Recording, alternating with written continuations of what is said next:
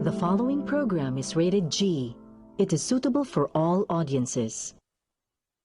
Maya, Maya, Maya the Explorer! Maya!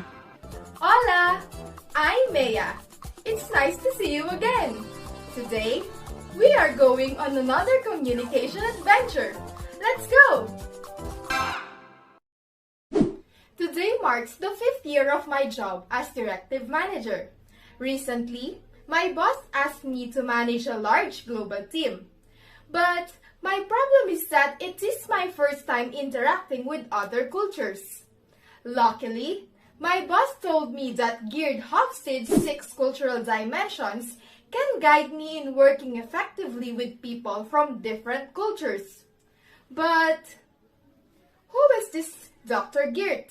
And how did he come to get into these dimensions?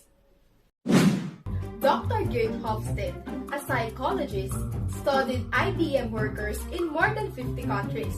He began identifying 4 qualities that may be used to differentiate one culture from another to lessen the communication noise barrier, which is caused by cultural conflict. In collaboration with Dr. Michael H. Bond and Dr. Michael Minkoff, later introduced the 5th and 6th dimension near the end of 1970s. These are referred to as cultural dimensions, which demonstrate how a society's culture influences the values of its people. Each of them has been rated on a scale ranging from 0 to 100. To find and further discuss these dimensions, my boss gave me a map with a list of names to whom I can reach out. Can you join me on my adventure? Yes! Hooray! We need to find them so I can be an effective global manager. Vamonos! Come on, vamonos! Everybody, let's go! Where are we going? Green flag! To the green flag! Look! It's the green flag. Let's click on it.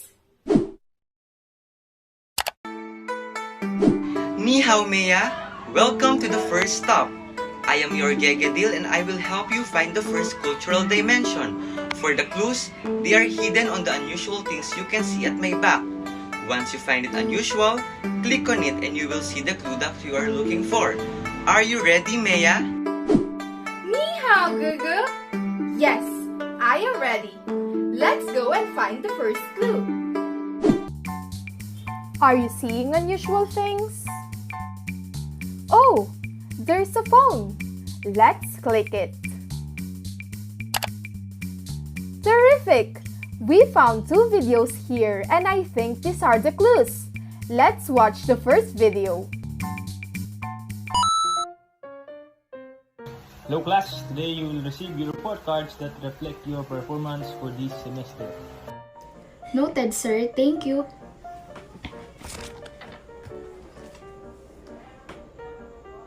These grades are not what I expected based on my scores in our examination, but it's okay.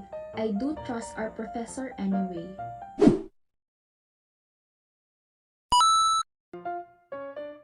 Hello class, today you will receive your report cards that reflect your performance for this semester. Noted, sir. Thank you. Hello, sir. May I request the breakdown of my grades? I am aware that I aced this semester, so I want to know why I received such a low grade in your class. Thank you. Okay, we can talk about it after our class. So, do you now have any term or word in your mind for the cultural dimension? I believe you are on the right track with your thoughts. However, in order to arrive at a concrete answer, let's have another clue. Oh, there's a box here. Let's open it.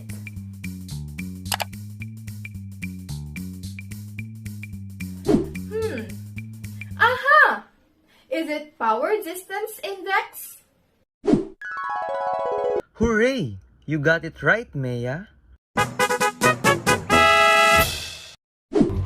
Right! The first dimension of culture is power distance index. The power distance index analyzes the degree to which members of a society accept the distance between power and authority.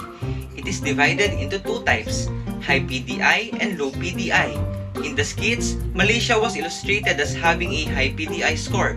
This implies that a society like Malaysia accept an equal and hierarchical power distribution, that people recognize their position in the system, just like the student. On the other hand, the United States has a low PDI score indicating that power is shared and widely distributed and that people of society do not accept an equal power distribution, just like the student did by asking her teacher for clarification about her unexpected low grades.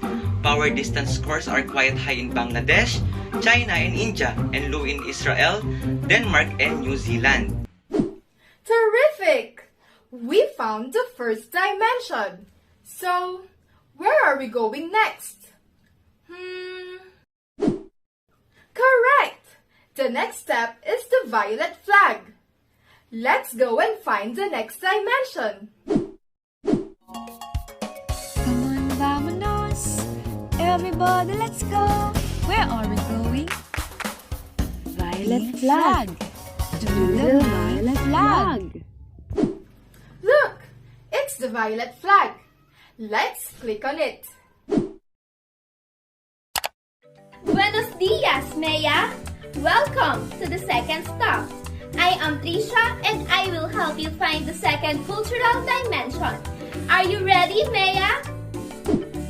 Buenos dias, Trisha. Yes, I am ready. Let's go and find the first clue. Are you seeing unusual things? Oh, there is a computer. Let's click it. Terrific! We found two videos here and I think these are clues. Let's watch the first video. Shama is an incoming college freshman and she first notified her father in the US about the college admission. Hi Dad, I just wanted to let you know that the college admission for the first semester is currently ongoing. Hello, Shama! By the way, have you already decided on what program to take in college? Actually, yes Dad, I personally want to pursue accountancy as my college program. I assess my capabilities as an individual because I want to ensure that my skills are aligned with what I am pursuing. I know what I got and I know what I can offer. By this time, I want to be more independent and self-reliant. I will apply for scholarships to pay my tuition fees. I completely respect your decision regarding that. Your personal preference is always our top priority in this matter. Thank you for allowing me to have freedom of choice. Take good care of yourself. Bye! Bye! Oh, but wait! There's one more video remaining that you need to watch. Honey, since the presidential election is near, I felt the need and passion to run as one of the presidential candidates. What? Honey, are you serious? Yes, hon. You heard it right.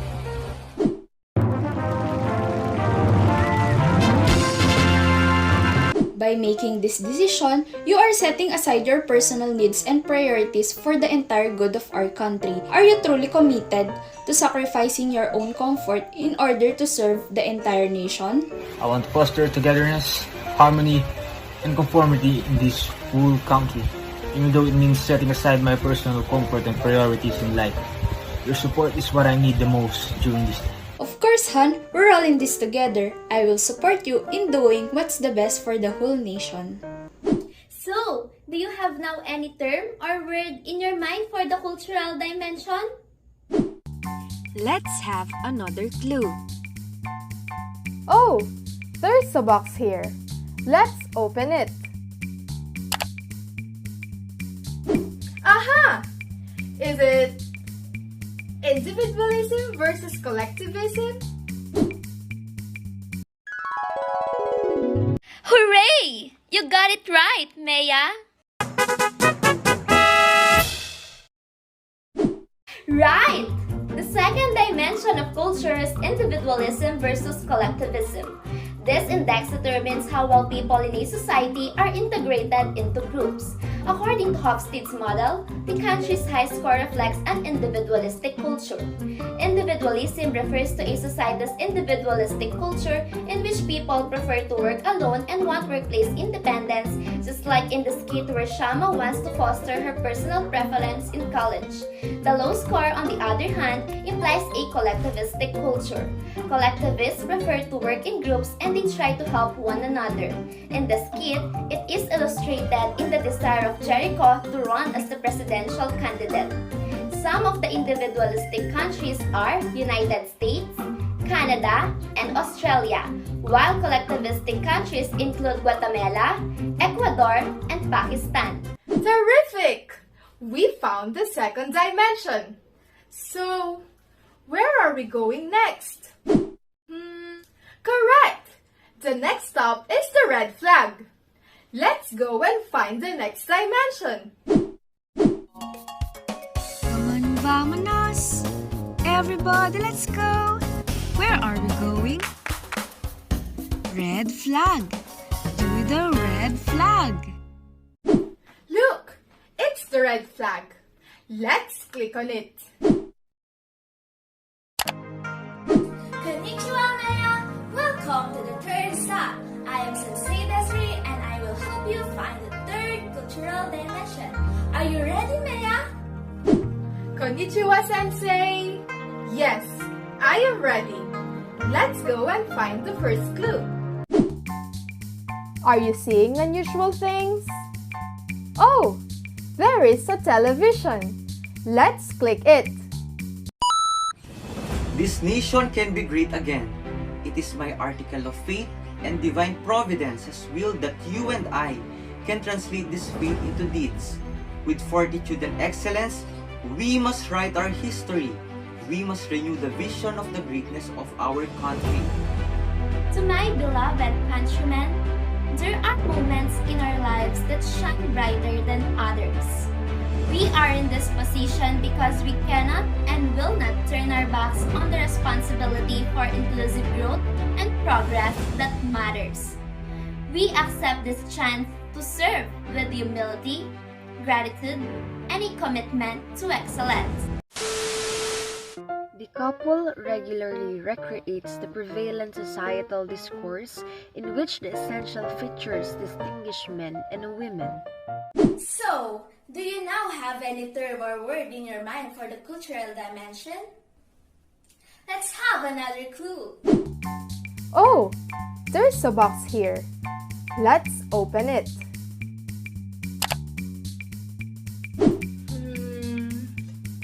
Aha! Is it masculinity versus femininity? Hooray! You got it right, Maya!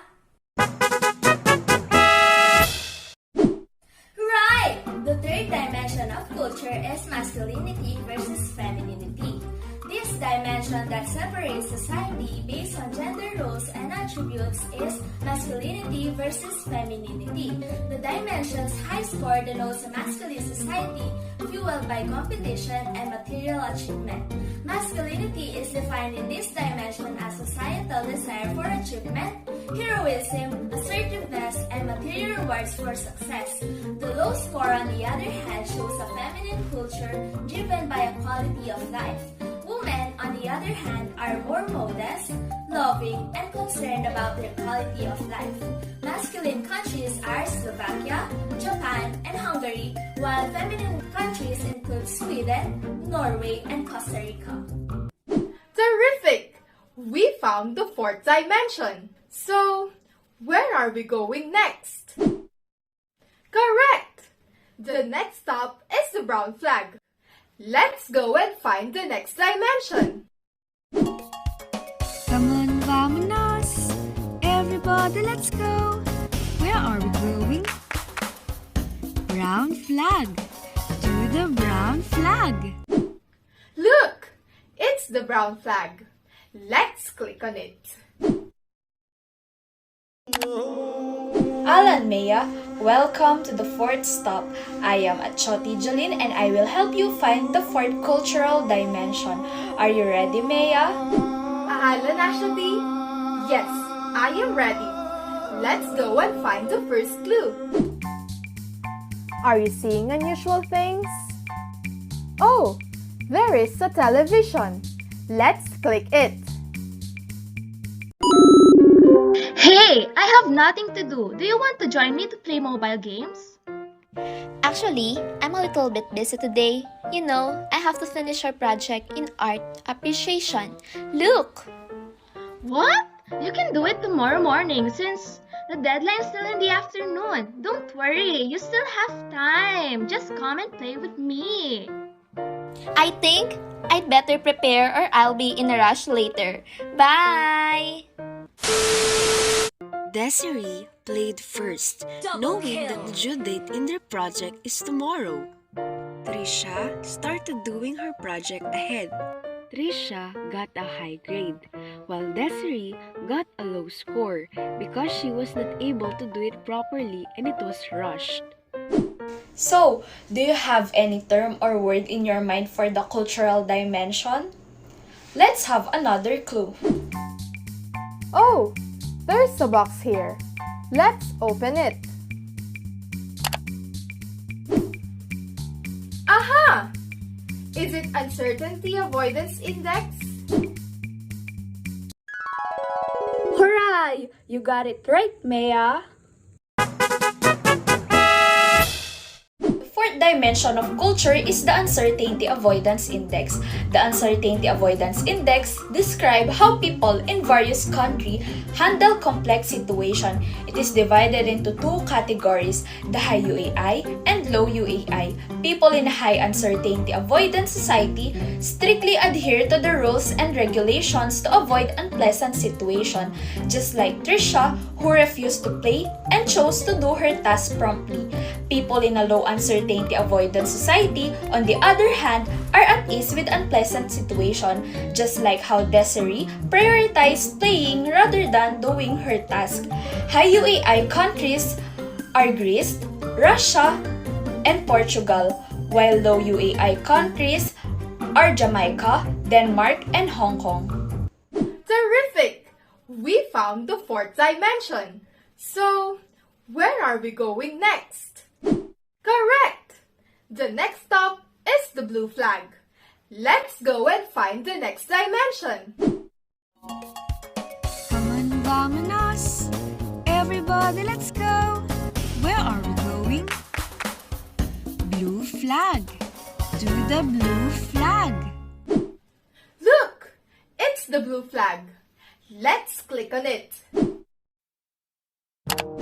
Annyeonghaseyo, Maya. Welcome to the fifth stop. I am Ani Shama and I will help you find the fifth cultural dimension.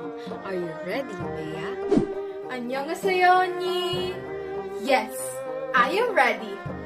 Let's go and find the first clue. Are you seeing unusual things? Oh, there is a laptop. Let's click it. Terrific! We found two videos here and I think these are clues. Let's watch the first video. You know what I'm thinking, Mom? I think you are one of the individuals with a long-term orientation. Why? Simply because you are working hard for our family's future.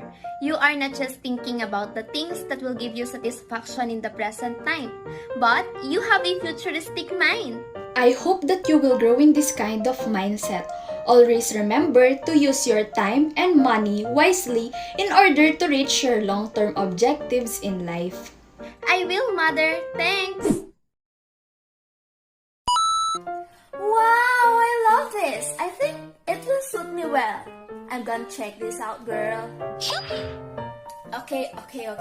I deserve this. Hello, I passed a proposal communication exam.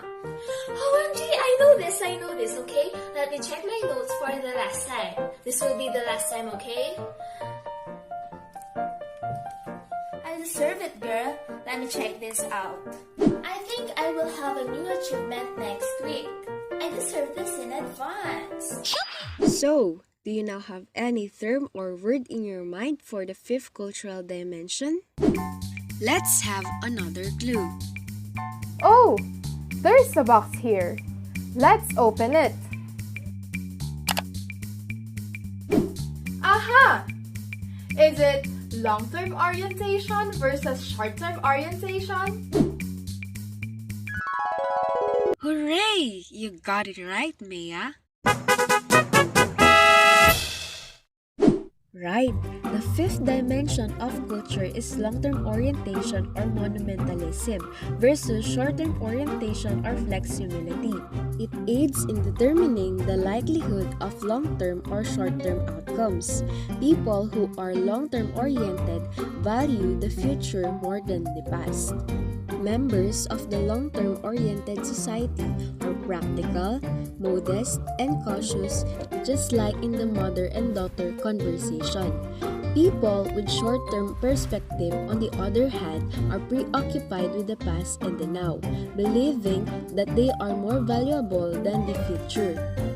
They would rather enjoy present circumstances than strive for a better future, as shown in how Desiree is constantly rewarding herself, though she even cheated on her exam. Long-term oriented countries are South Korea, Taiwan, and Japan, while short-term oriented countries include Norway, Philippines, and the United States. Terrific! We found the fifth dimension. So, where are we going next? Correct! The next stop is the yellow flag. Let's go and find the next dimension. Come on, vamonos! Everybody, let's go! Where are we going? Yellow flag!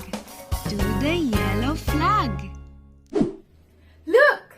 It's the yellow flag. Let's click on it. Hola, Maya. Welcome to Sixth Stop. I'm Jericho and I will help you find the sixth cultural dimension. Are you ready, Maya? Hola, Jericho. Yes, I am ready. Let's go and find the first clue. Are you seeing unusual things? Oh, there is a phone. Let's click it. Terrific! We found 2 videos here and I think these are clues. Let's watch the first video. Yay! Thank God it's Friday. I can now watch my favorite Chinese drama.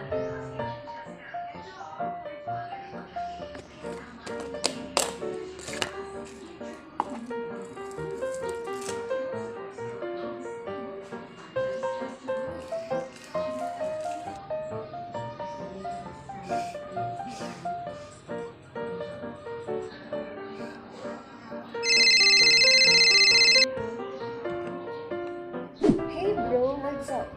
Sis, my wife just gave birth to our 11th son. What? Your third wife gave birth again? That's your 4th firstborn right there, bro. You gotta take a break. Yeah, I know, but it is, you know. You are a one big naughty kid cousin. Wanna grab some beer on Sunday? Can't say no to that.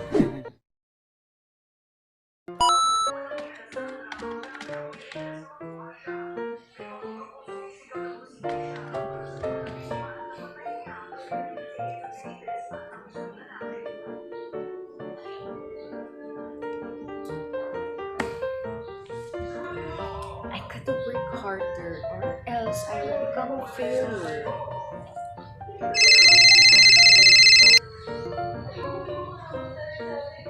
Sorry, I'm busy. Just call another day, cousin.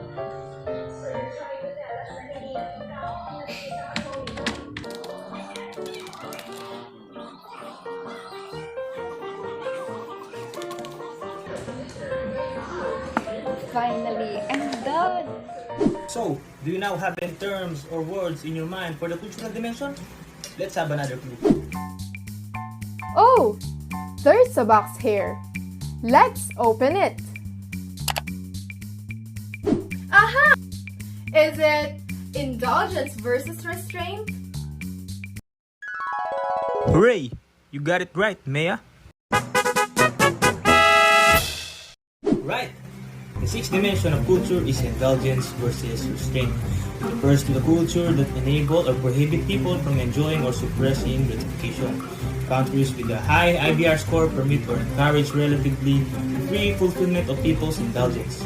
Indulgence refers to a society in which a greater percentage of people recognize that they are living in a joyful existence, just like the situation on the first skit where they lives and acts freely. On the other hand, in a society with a low IBR score, there is a greater emphasis on repressing gratification. People in a restrained culture conceal gratification and do not prioritize free expression, just like the situation of Shama in the second video. Examples of high IBR countries are Venezuela and Mexico, while low IBR countries are Russia and Albania. Terrific! We found the sixth dimension. So now, the 6 dimensions are now completed. Let's repeat it. Power distance index, individualism versus collectivism, masculinity versus femininity, uncertainty avoidance index, long-term orientation versus short-term orientation, and indulgence versus restraint. At last, I am now ready to be a global manager.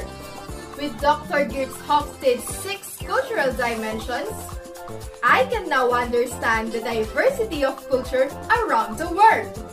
Hooray! Till we meet next time!